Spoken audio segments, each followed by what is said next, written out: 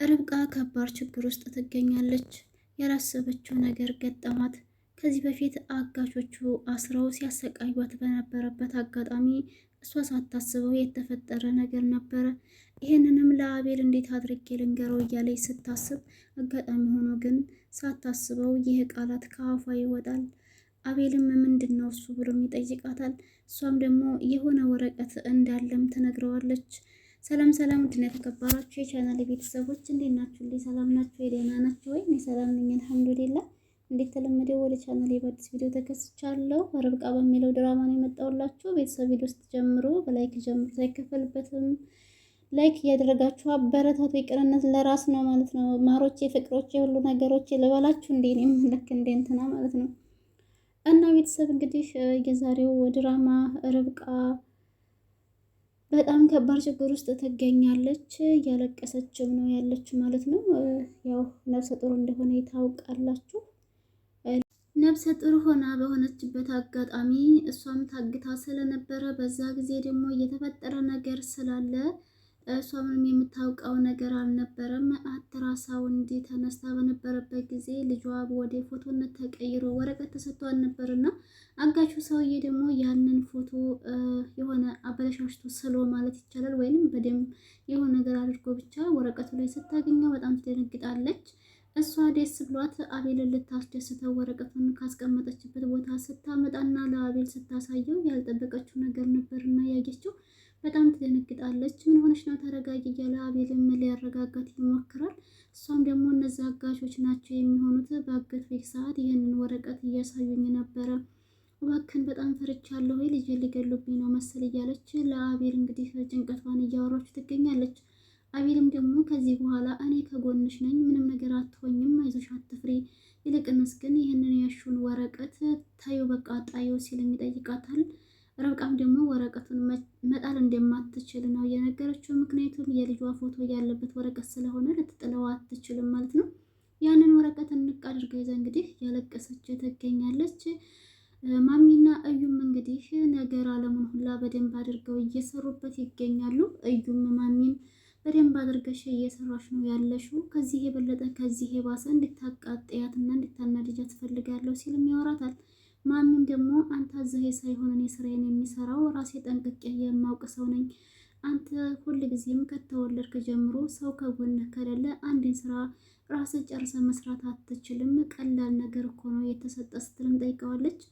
እዩም ደግሞ ስራው በጣም ከባድ እንደሆነ እንዴት አድርጎ ወረቀቱን እጁ ማስገባት እንዳለበት ግራ እየተጋባ ስለሆነ ቀላል ከሆነ ለምን አንቺ አትሰሪ የለኝም ሲልም ነበረ ማሚን የጠየቃት፣ ወይም አልማዝ ማለት ነው።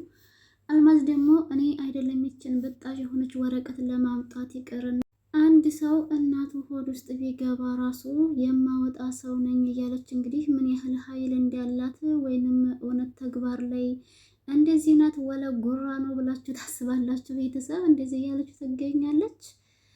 እዩም ደግሞ እንደዛ ከሆነማ በቃሽ አንቺ ስራውን ትጨርሸዋለሽ እኔ ያግዝሻለሁ ሲላትም ነበረ።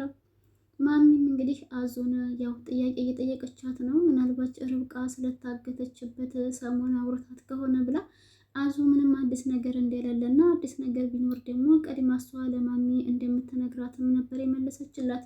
ማሚም ደግሞ አዲስ ነገር ሊኖር ይችላል፣ አንቺ በደንብ ስለማታይና ስለማታዳምጫቸው ነው። ሲጀመር አንቺ ስራሽ እኮ መብላት ብቻ ነው፣ ዝም ብለሽ ብይ እያለቻት ነበር። አጋጣሚ ስትበላ ስለደረሰችበት ማለት ነው። የርብቃ ወንድም ወደ ቤታቸው በመጣ ጊዜ እንግዲህ ግራ ተጋብተው ተደነጋግረው ነበር ያሉት። ርብቃ የእዩ እህት እንደሆነች ምንም የምታውቀው ነገር አልነበራትም። ወንድሟ መጥቶ ሰላም ከተባባሉ በኋላ እዩና ወንድሟ እንደሚተዋወቁ ስታውቅ ደግሞ በጣም ግራ እየተጋባች ነበረ። እንዴት ነው ነገሩ? አንተና እዩ ትተዋወቃላችሁ ወይ ብላ ወንድሟንም ስትጠይቀው እዩም አዎ የመጀመሪያ የድሮ ጓደኛ አብሮ አደጌ ነበረ፣ በጣም ነው የምንዋደደው፣ የሆነ ጊዜ በሆነ አጋጣሚ ተለያይተን ተጠፋፍተን ነው እንጂ ሲልም ነበር እዩ የመለሰላት።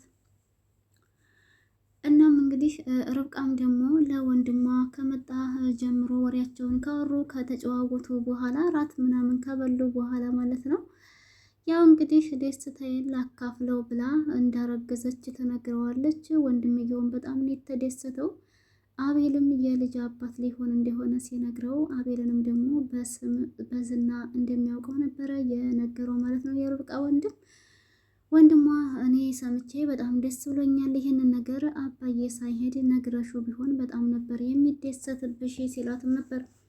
ርብቃም ደግሞ አዎ እዩ እውነትህን ነው፣ እኔም አባቴ ሰምቶ ተደስቶልኝ ቢሆን በጣም ነበር ደስ የሚለኝ። አሁንም ቢሆን ወደፊት ችግር የለውም እነግረዋለሁኝ ስትልም ነበረ ማለት ነው። እንግዲህ እዩም ለርብቃ ወረቀቱን ካላመጣሽ እኔና አቤል መታሰራችን እኮ ነው፣ ምን ይሻላል ብሎ እያስጨነቃት ነው።